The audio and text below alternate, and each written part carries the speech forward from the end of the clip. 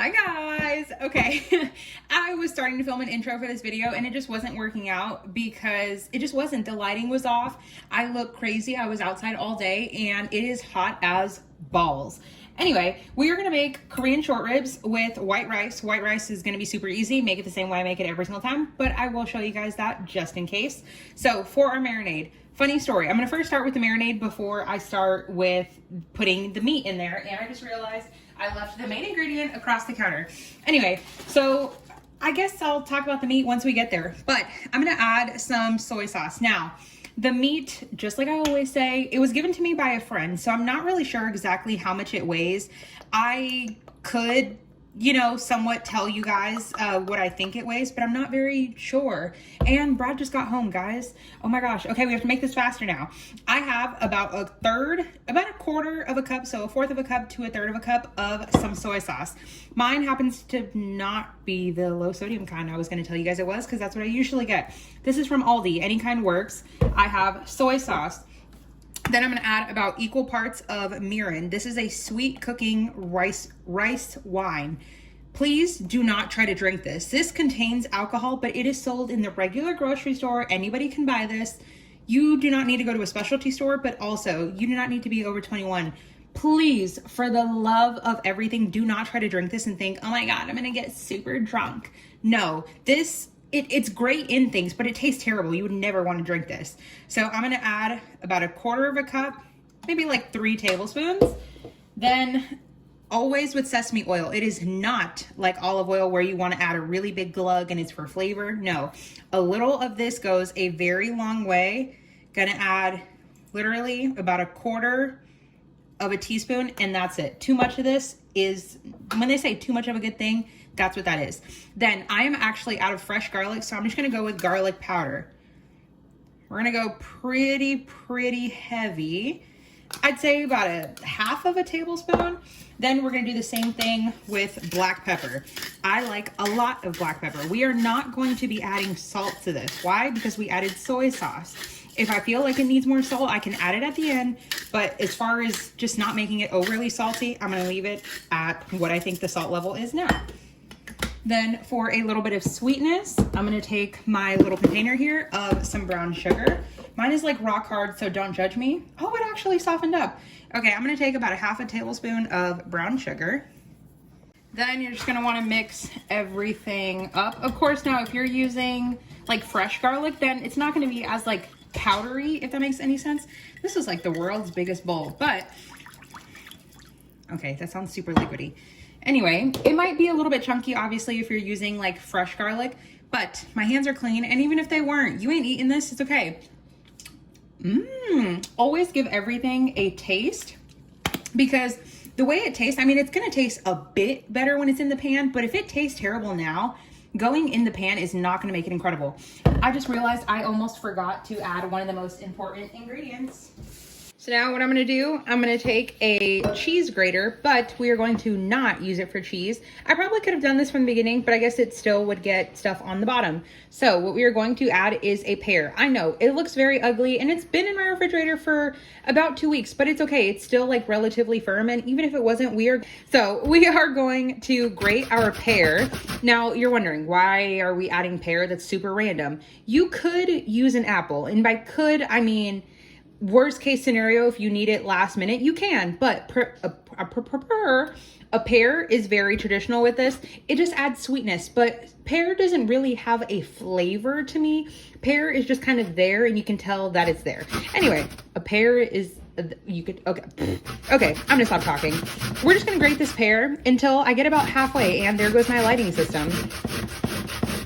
I added about basically 90% of the pear. I mean, I literally left like the tiniest bit. I was gonna add half, but I am actually making a lot of meat, so I felt like this was perfect. Now I know what you guys were thinking. Could I have blended this up? Would it have made it go on better? Probably, maybe, but this is perfectly fine. And why dirty another tool if you don't have to? Now I'm gonna add a bit more soy because it's just a bit too thick for me. Then give it a mixy again and kind of press down on everything so it can kind of release. Once again, taste. Okay, it's automatically more mellow. Ooh, really good. Now, of course, for some heat, we like it spicy. I'm gonna use a little bit of Charlie? Who's Charlie? Chili garlic sauce and just a tiny, tiny bit of this. If you don't have this, you can definitely go with like gochugaru, gochujang, or red pepper flakes. They're anything with a little bit of spice, even some Tabasco in here, it'll be good. Then we are going to take our meat. I brought this bag over just because the bag's kind of a little bit leaky.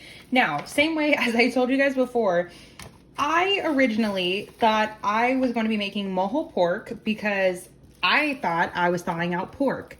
That is not what this is. These are Korean short ribs, but it's literally even better. So I'm going to take all of these. They are huge. Like, these are the most gigantic ones I've ever seen. Yeah, these are the biggest ones I've ever seen. I don't even know how many are in here. This is what they typically look like, but if you hold that up to the other one, these are gigantic. Now, the one thing I will say is that you can find many different cuts of these and still get that same flavor. Of course, Korean style, these are cut lengthwise rather than like horizontal. Yeah, cut lengthwise. They're cut the opposite way. If you get a short rib, a traditional American short rib, it's more of like a rectangle square shape, and they're thick and they have a lot of meat.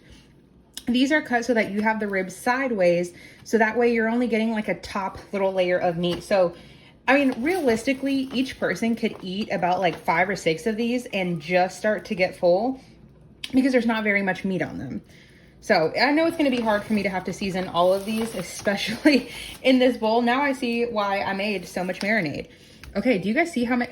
That is so crazy. I can't believe that they gave me all of this. This in the grocery store would easily be like 30, 40 bucks.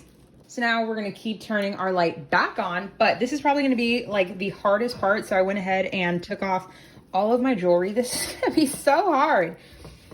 We're just gonna have to try to marinate it as best as we can. And worst case, I mean, I'll just take them out and just do like a couple at a time. But yeah, and like I said, I typically would say marinate this overnight, or, you know, give it 2 days or give it at least a couple of hours.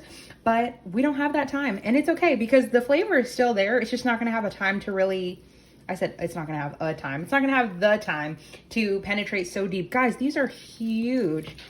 Okay, and while my hands are both dirty, we're just going to keep sitting here and just massaging it all in. Then for our rice, I'm just going to do it off the heat just because it's hard to get a good angle with my stove, I guess. So I'm going to take 1 cup of brown rice. Why am I whispering?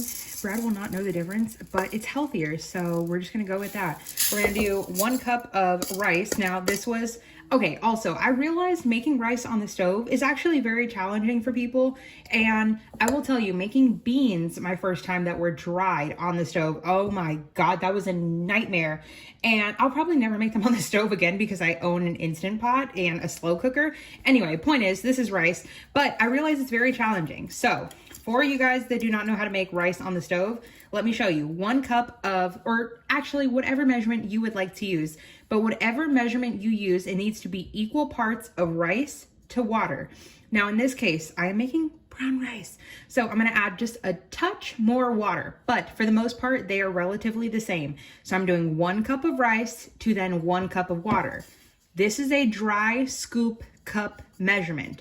1 cup. One dry scoop cup of what the hell? 1 cup of rice in a dry scoop. Then I'm gonna grab a liquid measurer with 1 cup of water and add that in here. I'm gonna take my 1 cup of water. Why am my words are just not making sense.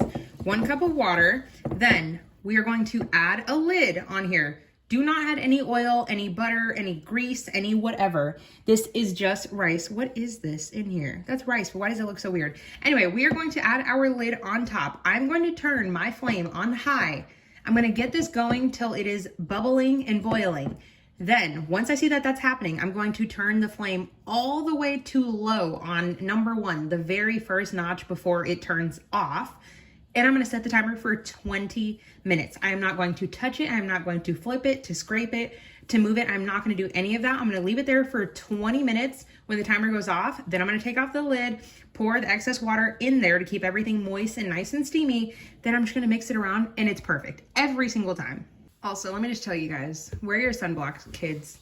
Look at this. I was outside for like 3 hours. Oh my God, it hurts so bad. Of course, I didn't have sunblock, but it was windy. And in my head, because it was windy, I didn't need it. Oh, guys, it hurts so bad. I know, I'm gonna put on aloe.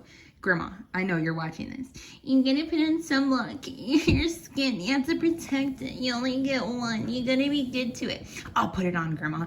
Anyway, yeah, we're gonna come back to our beef now. Moving on to the cooking portion. So I know you guys can't see. Ah, that was so hot. Oh my God.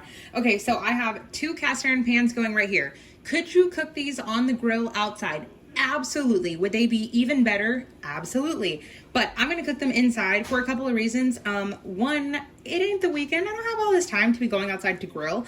And cast iron is perfect. And personally, I love the grill. The grill gives great flavor. And to me, you just can't really replicate that inside.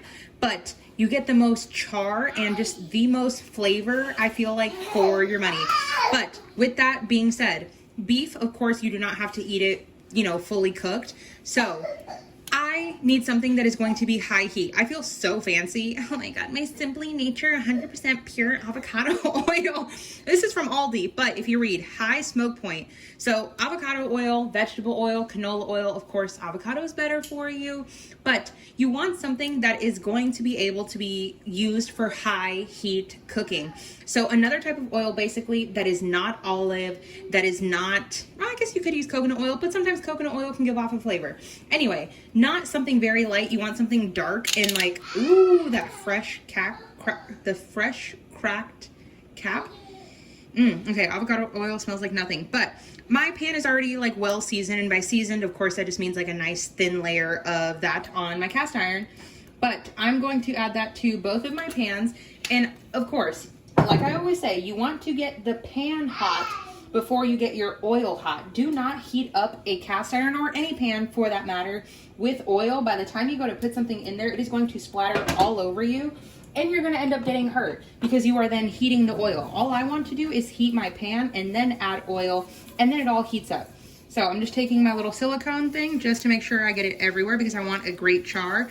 Now I'm going to tell you guys, as soon as I put the meat on here, this pan is ripping hot. This is going to make a lot of noise. So I'm going to try to turn the audio down, or I might just play a quick little music. That's what I'm going to do. I'm going to play some music. But what I did is, because my pan, this one's bigger than the other one that I have, I went and cut them in half just so that, well, they fit a little bit better. Okay, now on to the music.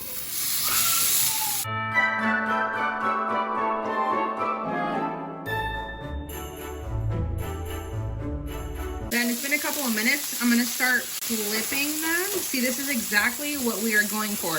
Some people might think, oh, well, that's burnt, I don't want it. No, this is the char that you're getting from all of that sugar. By all of that, I mean like what, that 1 tablespoon we add. This is perfect.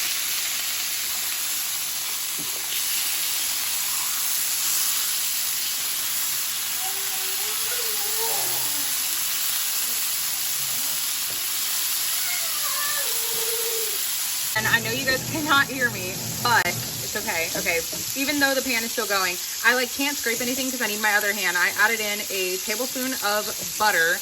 Then we're gonna add some salt and pepper, and that's about it because I don't want to change the flavor of everything else going on. And our rice is done. Then over to the side, chopped up some green onions, and then we will plate it up as we have both sets going here. Don't mind the entire mess, and yeah. And this is what everything ended up looking like. Your girl got really hungry and forgot to film an outro, but they were delicious.